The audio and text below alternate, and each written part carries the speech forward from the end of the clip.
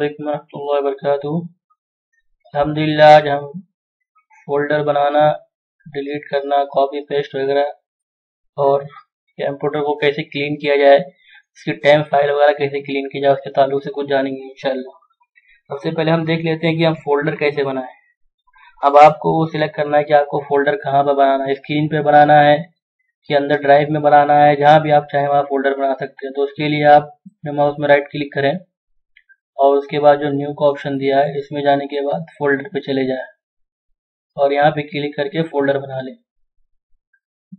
अब ये फोल्डर बन गया है। फोल्डर को आप कोई नाम देना चाहते हैं तो उसे नाम भी दे सकते हैं या ऐसे रखना चाहे तो ऐसे भी रख सकते हैं। आप नाम देने के लिए वापस से राइट क्लिक करें, उसका ऑप्शन खोलें और रीनेम में जाएं। रीनेम का ऑप्शन है, यहाँ पे जाने के बाद इसे कुछ भी नाम दे दे। मिसाल के तौर पे मैं इसे टेम्प फोल्डर नाम दे रहा हूँ, TMP टेम्प। अब इसे हमने ओपन कर लिया। आप डबल क्लिक करके ओपन भी कर सकते हैं और वैसे भी ओपन कर सकते हैं। अब इसके अंदर हम और भी बहुत सारे फोल्डर बना लेते हैं ताकि मैं आपको सिखा सकूं कि आप कॉपी पेस्ट कैसे करें और उसके बाद डिलीट करना हो तो डिलीट कैसे करें। अभी हम मिसाल के तौर पर इसमें जाने के बाद और फोल्डर बना लेते हैं और इसी को कॉपी करने के लिए आप या तो राइट क्लिक करके कॉपी यहाँ से भी कर सकते हैं और फिर यहाँ पे उसके बगल में क्लिक कर दे, उसी पर क्लिक ना रहने दे, हटा दे, साइड में कर दे और उसके बाद राइट क्लिक करके वापस से पेस्ट कर लें। ये फोल्डर 2 बन गया। और इसका शॉर्टकट तरीका भी है कि आप चाहे तो ये दोनों फोल्डर को सिलेक्ट कर लें वापस से और उसके बाद में Ctrl+C कॉपी करने का, Ctrl+C, उसके बाद में Ctrl+V। ये मैंने एक सॉफ्टवेयर डाला, तेरा कॉपी, इसलिए ऑप्शन पूछ रहा है। अगर आपने डाला है तो आपके पास पूछेगा, वरना डायरेक्ट कॉपी पेस्ट हो जाएगा। मैं कई फोल्डर एक साथ पेस्ट कर रहा हूँ ताकि आपको दूसरी और भी चीज सिखा सकूँ इसके अंदर। अभी मिसाल के तौर पर हमने बहुत सारे फोल्डर बना लिए, या आपकी फाइल हो बहुत सारी। अब आप चाहते हैं कि इसमें से कुछ फोल्डर डिलीट करना, तो हम सीखते हैं कि डिलीट करना। कॉपी पेस्ट हमने सीख लिया, कॉपी कैसे करें, पेस्ट कैसे करें। आप चाहते हैं कि इसमें से कोई फोल्डर हमको डिलीट करना है या सब करना है। अगर सब करना है तो उसके लिए सबसे आसान तरीका है कि आप Ctrl+A कर लें। Ctrl+A यानी ऑल सेलेक्ट। इसे करने के बाद आप डिलीट कर दें।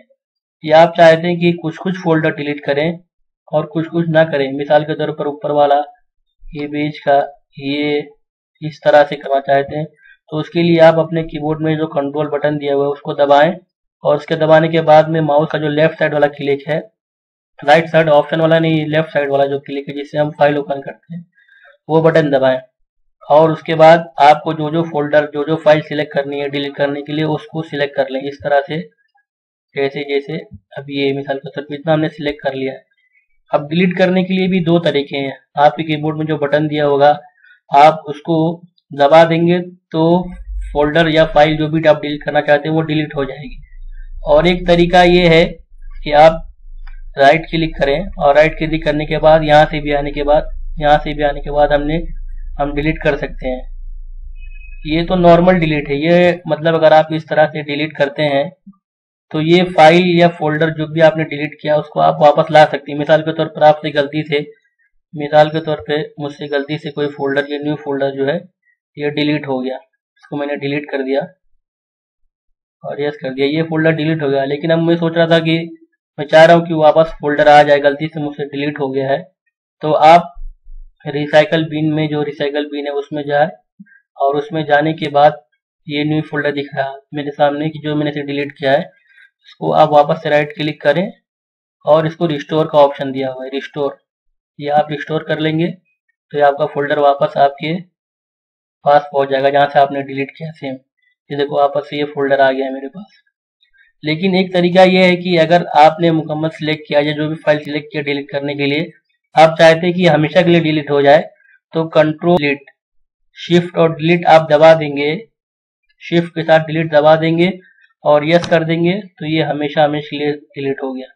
अब ये रिस्टोर नहीं हो सकता। हम जाके चेक कर ले, एक बार रिसाइकल बिन आपने खोला और इसमें चेक कर लिया, इसमें देखिए न्यू फोल्डर नाम का कोई भी फोल्डर नहीं आया क्योंकि मैंने इसको शिफ्ट डिलीट दबा दिया है। शिफ्ट डिलीट दबाने के बाद आप कोई भी फोल्डर मतलब वापस नहीं ला सकते हैं।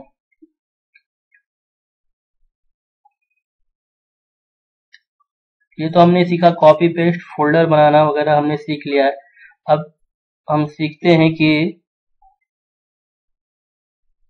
इसको मिसाल के तौर पे देखिए रिसाइकल बिन भरा हुआ है। अगर आप इसको चाहते हैं अपने कंप्यूटर को थोड़ा फास्ट करना चाहते हैं तो आप इसको राइट क्लिक करें इसमें और एम्प्टी रिसाइकल बिन का ऑप्शन दिया हुआ है, इस पे एम्प्टी रिसाइकल बिन कर देंगे तो ये जो है पूरा का पूरा साफ हो जाएगा।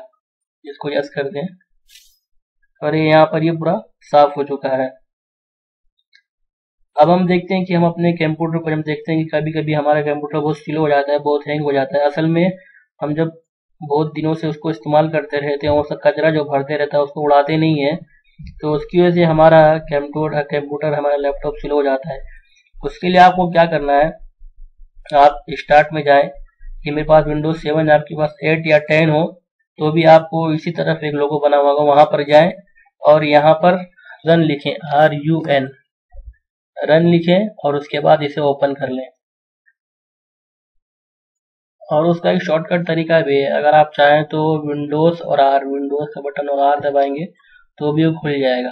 अब आप यहाँ पर क्या करें, जो फीसद का निशान होता है वो शिफ्ट दबा के परसेंटेज का निशान अक्सर 5 बटन पर होता है, आप शिफ्ट के साथ उसे दबा लें और यहाँ पर TEMP लिख दें और फिर वापस उसके आखिर में फीसद का निशान लगाएं और ओके कर दें। फीसद TEMP आखिर में फीसद, फिर इसके बाद में ओके कर दें। ओके करने के बाद ये दिख रहे हैं जो हमारे उसमें इतना सारा कचरा जमा हुआ है, जो हमारे रैम को मतलब जो रैम होता है लैपटॉप का या पीसी का रैम होता है उसको ये इस्तेमाल करते रहता है, या हमारी जगह जो होती है स्टोरेज की उसको भी लेते रहता है। तो उसको आप कंट्रोल ए करके मुकम्मल सेलेक्ट कर लें और ये कचरा फाइल है इसको हमें रिस्टोर करने की ज़रूरत नहीं है, तो हम शिफ्ट और डिलीट दबा करके इसको मुकम्मल तौर पर डिलीट कर दें। ये मेरे पास 28 MB का दिखा रहा है, बहुत लोगों के पास कई दिनों से जो डिलीट नहीं करते हैं जीबी तक पहुंच जाता है, कई जीबी तक हो जाता है। तो बेहतर होगा कि आप मतलब 2 दिन पे 4 दिन पे या हफ्ते में कम से कम एक बार इसको जरूर करें ताकि आपका कंप्यूटर थोड़ा फास्ट हो जाए। एक और तरीका है, जो बहुत सारी फाइलें हमारी यहाँ वहाँ बिखरी होती हैं उसकी वजह से भी कभी कभी हमारा कंप्यूटर स्लो होता है। मैं आपको वो भी बता देता हूँ कि आप वो कैसे करें।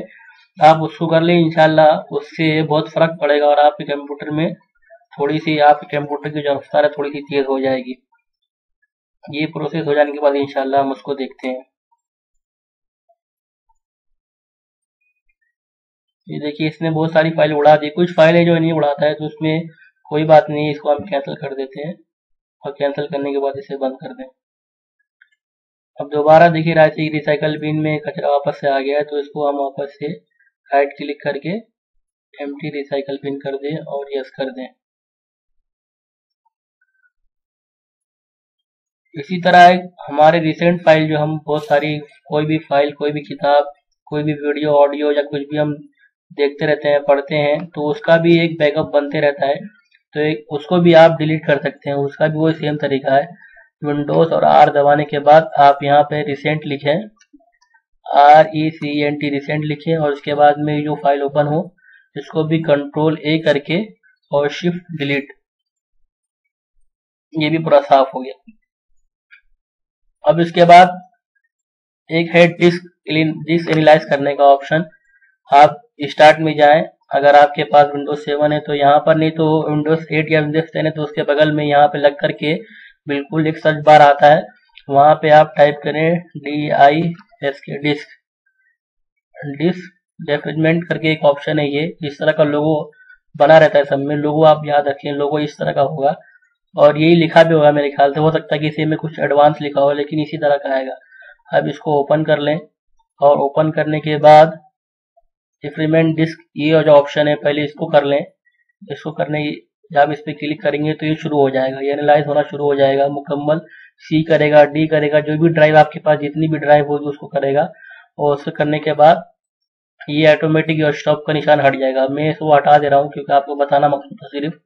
और उसके बाद में आप इधर एनालाइज डिस्क, ये ऑप्शन दिया हुआ है, इसको भी कर लें। इसको भी करने के बाद ये भी 100% तक होगा और उसके बाद ये भी मुकम्मल हो जाएगा। मुकम्मल होने के बाद ऑटोमेटिक स्टॉप का बटन यहाँ से हट जाएगा। तो ये कुछ चीज़ें थी इंशाल्लाह जो हमने इसमें सीखी हैं, और भी बहुत सारी चीज़ें इंशाल्लाह हम धीरे धीरे सीखते रहेंगे। और एक खास बात, आप कोई भी डेटा एंड डेटा जो है, मिसाल के तौर पे ये टेम्प फोल्डर मैंने आपको बनाना सिखाया था, आप फोल्डर कैसे बनाया जाए, कोई फाइल कैसे बनाई जाए। तो आप कोई भी फाइल या फोल्डर बनाएं तो उसे डेस्कटॉप पे ना रखें, आपका अहम जो डेटा है आप उसे डेस्कटॉप पे ना रखें। कभी कभी क्या होता है, हमारा कंप्यूटर हैंग हो जाता है, जिसकी बिना पर हमारा डेटा चले जाता है, गायब हो जाता है, ऑटोमेटिक डिलीट हो जाता है। तो उसे किसी ड्राइव में, और अगर आपने सी ड्राइव के अलावा भी बनाई है बहुत सारी ड्राइव, तो उसमें रख के बेहतर है। सिर्फ सी ड्राइव है तो उसको उसमें भी रखना खतरे से खाली नहीं है, क्योंकि कभी कभी हमारा कंप्यूटर बहुत ज़्यादा हैंग होता है तो उसे फॉर्मेट करना पड़ता है। तो फॉर्मेट करने में सी का डेटा पूरा का पूरा मुकम्मल तौर पर साफ हो जाता है। तो बेहतर होगा कि आप सी के अलावा भी ड्राइव बना ले, डी ड्राइव, वी ड्राइव, जितना बना सकें सी के अलावा तो उसको बना ले। मैं इंशाल्लाह वो भी सिखाऊंगा कि आप ड्राइव कैसे बनाएं, या वीडियो कोई दे दूंगा कि इंशाल्लाह उसमें तरीका मुकम्मल बताऊंगा कि आप ड्राइव कैसे बनाएं, ताकि आपका डेटा हमेशा हमेशा के लिए महफूज हो जाए। और बाकी चीज़ें इंशाल्लाह हम अगली क्लास में सीखेंगे। वस्सलामु अलैकुम रहमतुल्लाहि व बरकातुहू।